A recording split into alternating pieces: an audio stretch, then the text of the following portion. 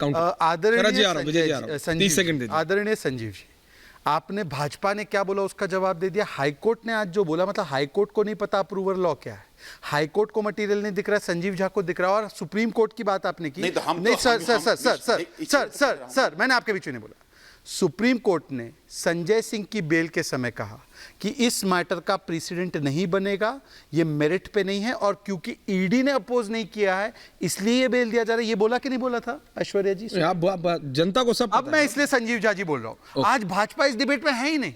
आज आप केवल उस केजरीवाल का जवाब दीजिए जो बोलते थे आरोप लगने पर इस्तीफा दो, और आप हाईकोर्ट का जवाब दीजिए। हाईकोर्ट को पता है मटेरियल मिला, पर संजीव का हाईकोर्ट के ऊपर क्या नाम? ओके विजय जी और शरद गुप्ता जी, विजय त्रिवेदी जी और शरद गुप्ता जी भी हैं इस डिबेट में। संजीव जी आ रहा हूं, वापस आ रहा हूं। दो वरिष्ठ पत्रकार भी हैं। विजय जी, क्योंकि आप स्टूडियो में, सर मैं पहला चांस शरद जी को दे रहा हूं, फिर आपके पास। शरद जी, आम आदमी पार्टी कह रही है भाई सेम चीज, उनके पास एक ही डिफेंस बचा है, वीक पोजीशन पे है, डगमगाए हुए हो, परसेप्शन संजीव झा से लेके संजय सिंह तक बहुत स्ट्रांग दे रहे हैं सब कि as if nothing has happened. पर आपको पता, हमको पता है कैसी party. Can have all four on में। अरविंद केजरीवाल के अंदर जाने के बाद डिसीजन मेकिंग मशीनरी हिल गई है आम आदमी पार्टी की, ये सबको पता है। लेकिन वो कह रहे हैं भाई संजय सिंह को बेल मिली है तो अरविंद केजरीवाल को भी मिल जाएगी, क्योंकि संजय सिंह के लिए भी हाईकोर्ट से यही कहा गया था। और वो कह रहे हैं इसमें कोई दिक्कत नहीं है, मीडिया इसको बहुत बड़ा चढ़ा रहा है, इसमें कोई ऐसी दिक्कत ज्यादा होगी नहीं। शरद जी, देखिए दोनों केसेस में फर्क है। एक व्यक्ति पार्टी का अध्यक्ष, संयोजक, मुख्यमंत्री, दूसरा व्यक्ति सिर्फ राज्यसभा का सदस्य। एक आदमी फैसिलिटेटर, दूसरा आदमी सभी फैसले लेने में सक्षम। तो जो आज हाईकोर्ट का जजमेंट आया है उसमें आम आदमी पार्टी की तरफ से जो दलीलें रखी गई वो कानूनी नहीं थी, वो पॉलिटिकल दलीलें थी कि साहब ये चुनाव का समय है। अदालत को इससे क्या मतलब है कि चुनाव का समय है या नहीं है? वो आदमी किस पार्टी का सदस्य है, किस पार्टी के टिकट से मिला है जी। तो ये सारा सिर्फ पॉलिटिकल दलीलें हैं, कानूनी दलीलें आम आदमी पार्टी की ओर से नहीं दी गई। और इसीलिए अदालत ने कहा कि हम सिर्फ कानून का पालन करेंगे, कानून के अनुसार। चूंकि आम आदमी पार्टी ने बेल मांगी ही नहीं थी, जमानत की अर्जी ही नहीं थी, उन्होंने कहा कि सिर्फ ये जो गिरफ्तारी है ये गिरफ्तारी ही अवैध है, उन्होंने गिरफ्तारी को चुनौती दी। तो अदालत कहा नहीं, गिरफ्तारी बिल्कुल सही है, और उन्होंने उसी को सही उचित ठहराया।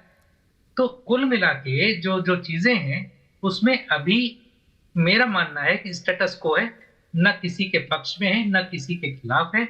चूंकि गिरफ्तारी को चुनौती नहीं दी गई थी, तो इसलिए ये कहना कि चूंकि बेल नहीं मांगी गई थी इसलिए बेल न मिलना, ये नहीं कहा जा सकता कि उनको राहत नहीं मिली है। चूंकि गिरफ्तारी को चुनौती दी गई थी, और गिरफ्तारी जो कानून का मानना है, जो अदालत का मानना है कि देयर इज इनफ एविडेंस, उनका कहना है कि जो ईडी ने हमारे सामने जो सबूत रखे हैं वो इनफ है ये साबित करने के लिए कि न सिर्फ केजरीवाल बल्कि पूरी पार्टी को वो पैसा मिला है चुनाव लड़ने के लिए। और उन्होंने कहा कि जो आम आदमी पार्टी के गोवा के उम्मीदवार थे उन्होंने भी अपना एक कन्फेशनल स्टेटमेंट दिया है। तो जब आपकी अपनी पार्टी के लोग कह रहे हो तो इसमें फिर किसी दूसरे को आप दोष कैसे दे सकते हैं? Okay, that's your view point.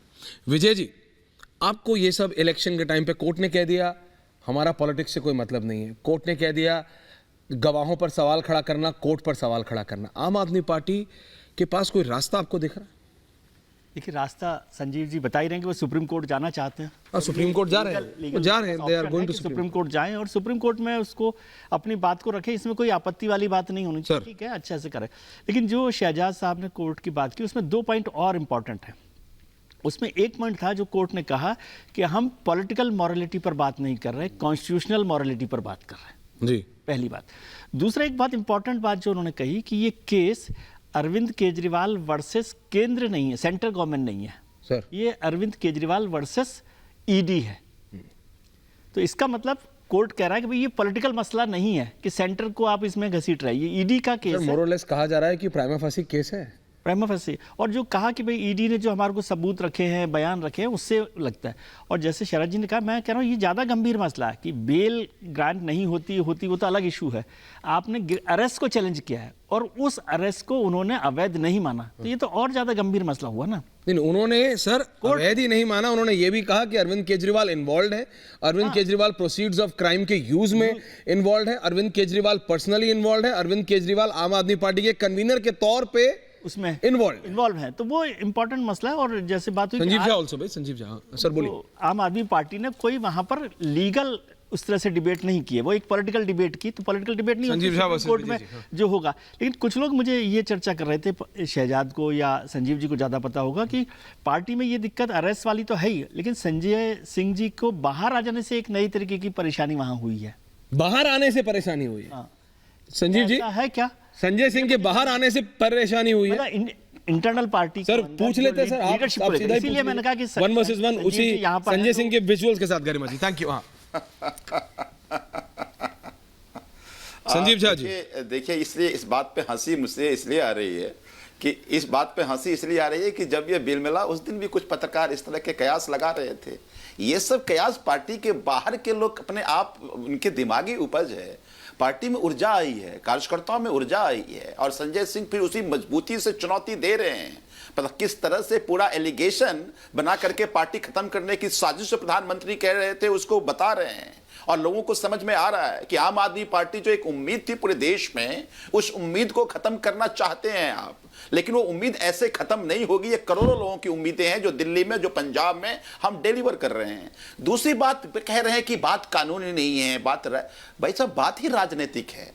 ये बात राजनीतिक इसलिए है कि आप ही देखिए ना, पिछले 5, 7, 9 साल में 25 ऐसे बड़े नेता जिस पर इसी सरकार ने ईडी का रेड कराया, जेल भेजा, और अगर वो भारतीय जनता पार्टी में शामिल हो गया सब ठीक हो गया।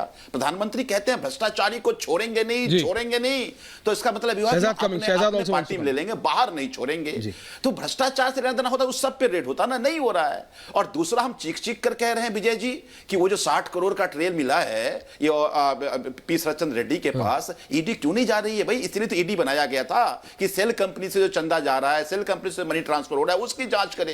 एक भी पॉलिटिकल केस में डायरेक्ट एविडेंस नहीं है, इनडायरेक्ट मैं कहीं से कुछ निकालने की कोशिश कर रहे हैं, जहां निकला हुआ वहां तो ईडी नहीं जा रहा है। तो ED is the wing of Bharatiya Janata party. ED is not independent premier agency. मैं यही माननीय कोर्ट को कहना चाहता हूं, देयर सर्कमस्टेंसेस बाय दैट ये प्रूफ होता है कि ईडी अब भारतीय जनता पार्टी के साथ एक पार्टी बनकर काम कर रही है। तो मैं कैसे, आप जजमेंट जो आया है वो ईडी के इन्वेस्टिगेशन के बिहाफ पे आया है। 2 साल से जांच कर रहे हैं, कुछ तो मिल नहीं रहा, एक अटर्नी कहीं बराबर नहीं हुआ। सारी बातें स्टोरी बनाई गई है अप्रूवर के बेस पे, और सुप्रीम कोर्ट के जजमेंट में कहा गया है ना, आप तो इस बात को मानेंगे ना विजय जी और शरद जी की अप्रूवर या अनवर्दी फ्रेंड ये सुप्रीम कोर्ट के जजमेंट में है। अगर मानिए हाईकोर्ट ये कहते हैं कि approver is the only friend, तो इसका मतलब हम ये तो कहेंगे ना कि जुडिशियल माइंड पे डाउट कर रहे हैं आप, सुप्रीम कोर्ट के जुडिशियल माइंड पे डाउट कर रहे हैं।